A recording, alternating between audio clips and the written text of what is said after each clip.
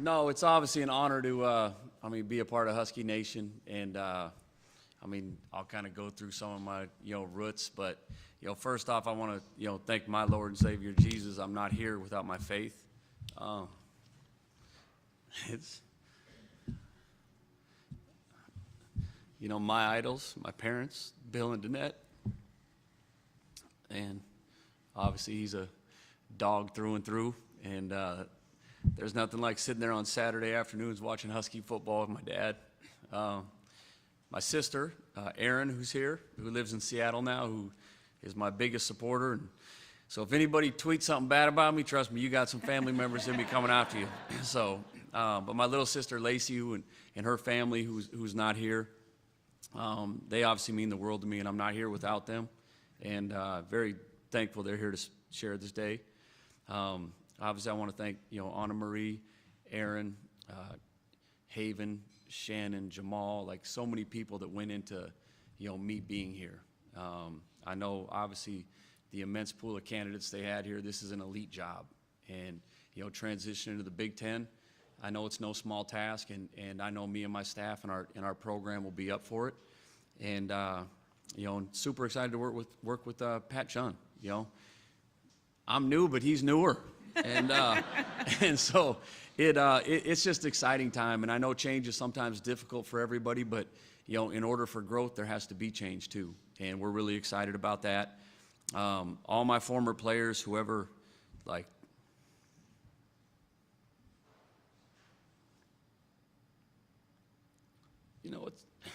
it's I'm not here without all of them, from when I was an assistant to Montana State to Utah State, and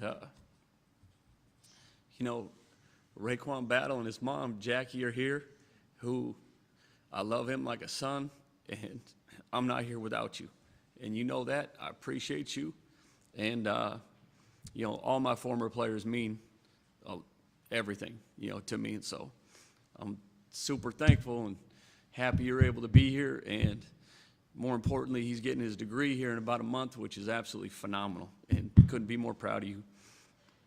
I want to thank, my mentors, Bobby Braswell at Cal State Northridge, who hired me and gave me unbelievable mentorship to this day. Dedrick Taylor, who's the head coach at Cal State Fullerton right now, who, and all the coaches I played for and assistant coaches I worked for, like, I'm not here without those guys. And every day I coach my team, there's pieces of them every day, from my verbiage to the discipline to the way we operate, and it's because of them.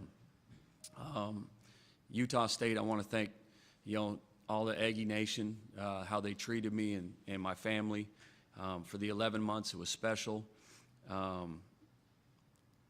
Diana Sabo, the athletic director, Jerry Bovey, who hired me there, and it was phenomenal. And there was change when I went there too. Like I said, I'm just built on faith. And when I went there, I didn't have an AD or a president, and so I'm not scared of that. I know how we operate our program, and I know what you have to do, and I know what fans expect. Montana State, the athletic director, Leon Costello, the president, Juarez Cruzado, who were absolutely phenomenal, and took a chance on a guy who had never been a head coach, before I got the job at Montana State. And forever be thankful for them and Montana. I'm from Montana, despite what you may have read in the paper, okay? And I'm very proud of that. And I'm not from Pullman. I was born in Pullman, that's it, okay? And my dad and me, like, I didn't have a choice where I was born. But I know my dad's still pissed off about it, but the only reason I was born in Pullman is because there was not a hospital in Moscow, Idaho when he was coaching at University of Idaho. So it was kind of by default. But no, I take an immense amount of pride in being from Montana and representing those people. I want to thank my agent, Brett Just and Kevin Walsh. I want to thank some of my dearest friends, David Pump, who's here, and his brother Dana. But I know how important, this tradition is to people. I know how important basketball is in the community of Seattle. And trust me, like, yeah, we'll feel that pressure every day, and we'll respond to that pressure in the right way. I want to represent every former player, like I told the team yesterday, like, we're not playing just for this team. Like, we're playing for anybody who ever wore that jersey before us. Like, it's important to me, and I come with that edge every day in practice. Days they don't want to practice, okay, I'm pushing them because Isaiah Thomas would want to push them. I'm pushing them because Brandon Roy deserves that. I'm pushing them because Quincy Pondexter and everybody that played before, Detlef Shrimp, all those guys, like, that's my job, and I take an immense amount of pride in that, and our team's going to take a lot of pride in that. And there's going to be times where, yeah, they're not going to like me. That's fine. I'm not trying to be their friend. They know I'm going to love them, but they know my job is to push them to be the best they can be, okay, because we got to represent this program in a way that everybody in this community and everybody that's ever worn that jersey or wears the purple and gold is proud of, and that's what I plan on doing.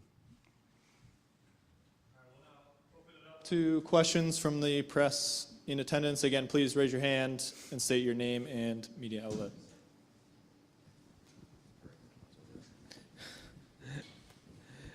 Hey, Danny, I'm over here.